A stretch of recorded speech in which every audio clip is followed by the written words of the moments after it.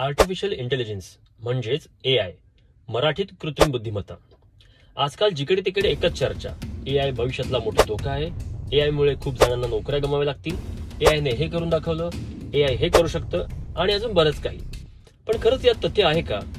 AI खरोखरच मानवजातीसाठी फायदेशीर आहे की भविष्यातील सगळ्यात मोठा धोका आहे? चला तर या व्हिडिओमध्ये आपण अगदी सविस्तरपणे समजून घेऊ की नक्की एआय काय भानगड आहे. मित्रांनो, या भानगडीची खरी सुरुवात झाली ती 20व्या शतकाच्या मध्यात. ती आधी थोडक्यात समजून घेऊ. तसं बघायला गेलो तर यांत्रिक तर्कशास्त्राचा अभ्यास प्राचीन काळातील तत्वज्ञ आणि गणित तज्ञापासून सुरू झाला होता.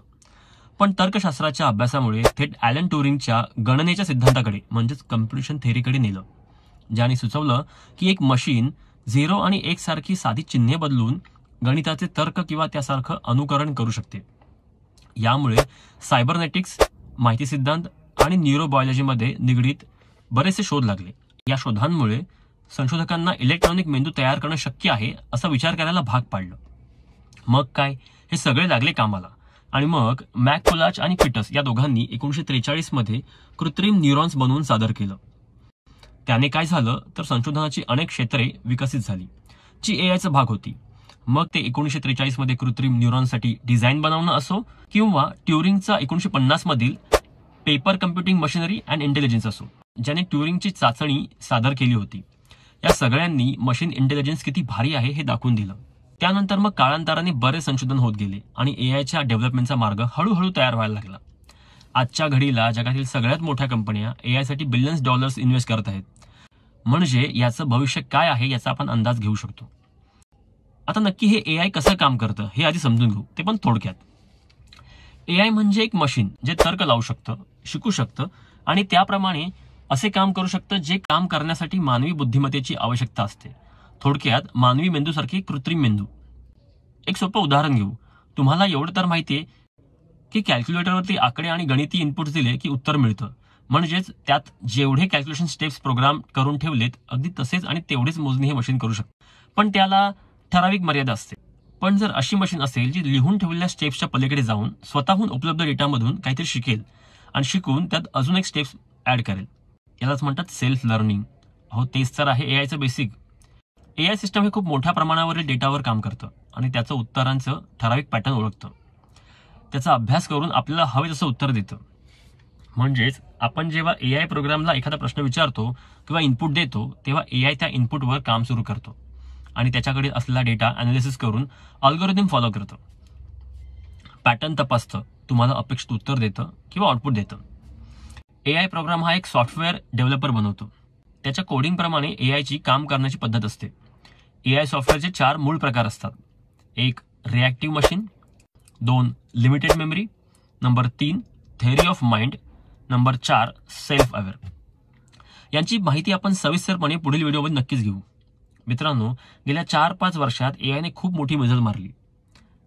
आज आपण एआयचा उपयोग अगदी सगळ्याच दैनंदिन व्यवहारात करत आहोत. उदाहरणार्थ, तुमच्या हातातील मोबाईल, घरातील TV, car, video games, hospital, bank, shopping centre आणि बऱ्याच ठिकाणी एआयचा आपण वापर करत आहोत. एआयचे स्वरूप आणि प्रकार वेगवेगळे आहेत. आजच्या घडीला ChatGPT, चॅटबोट, गुगल, अलेक्सा, सिरी, टेस्ला ही एआयची सर्वोत्कृष्ट उदाहरणं आहेत. एआय आणि रोबोटिक्स यांचं बेस्ट उदाहरण म्हणजे सोफिया रोबोट, जी एक हाँगकाँग बेस्ड कंपनीने बनवलेली ह्युमनॉइड रोबोट आहे, जी व्यक्तीला त्याचे हावभाव ओळखून उत्तर देते. ती एखाद्या विषयावरती चर्चा सुद्धा करू शकते. Hi Sophia, how are you? Hi there. Everything is going extremely well. Do you like talking with me? Yes. तिच्या बऱ्याच इंटरव्ह्यू सुद्धा तुम्ही युट्यूबवर पाहू शकता. या रोबोटला तर सौदी अरेबियनचं नागरिकत्व सुद्धा मिळालेलं आहे. सोफिया रोबोटची निर्मिती केलेल्या कंपनीच्या मते हा रोबोट बनवायचा त्यांचा मुख्य हेतू हा टेक्नॉलॉजी डेमॉन्स्ट्रेटर असा आहे, जी बेसिकली एक सोशल रोबोट आहे.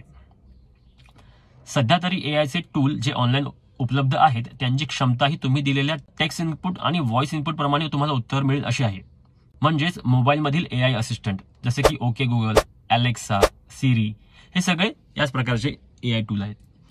टेक्स्ट एआय टूल जसे की ChatGPT, चॅटबोट, कॅनवा जे तुम्ही दिलेल्या इनपुट प्रमाणे उत्तर देतं आणि इमेज म्हणजेच प्रतिमा सुद्धा बनवून देतं. म्हणजेच तुम्ही जर इनपुट दिलं a boy sitting on a river bank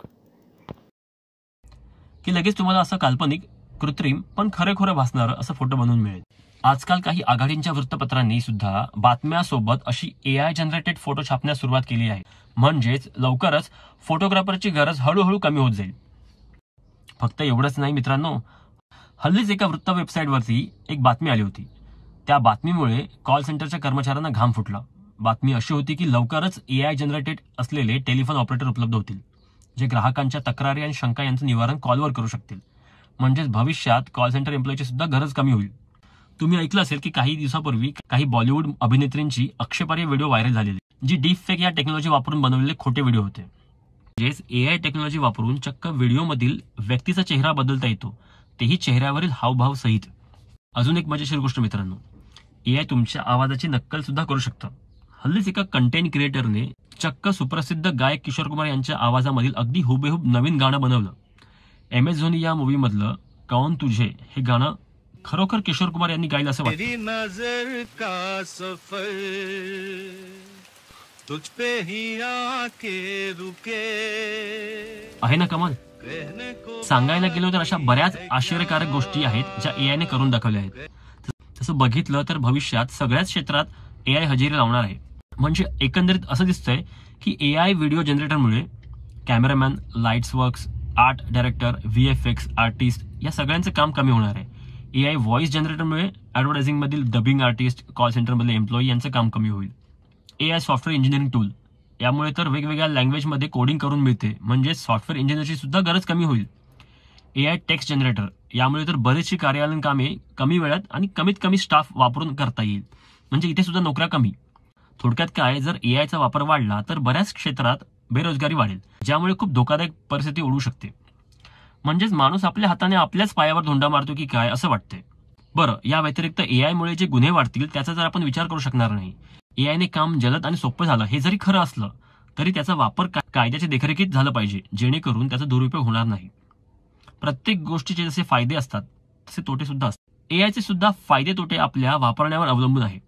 तुम्हाला काय वाटतं, AI खरंच भविष्यातील मोठा धोका आहे की फायदा? हे मला कमेंटमध्ये नक्की सांगा. व्हिडिओ आवडला असेल तर प्लीज लाईक करा आणि असे अजून व्हिडिओज पाहण्यासाठी माझं चॅनल सबस्क्राईब करा. आपल्या भाषेत, सोप्या भाषेत. धन्यवाद.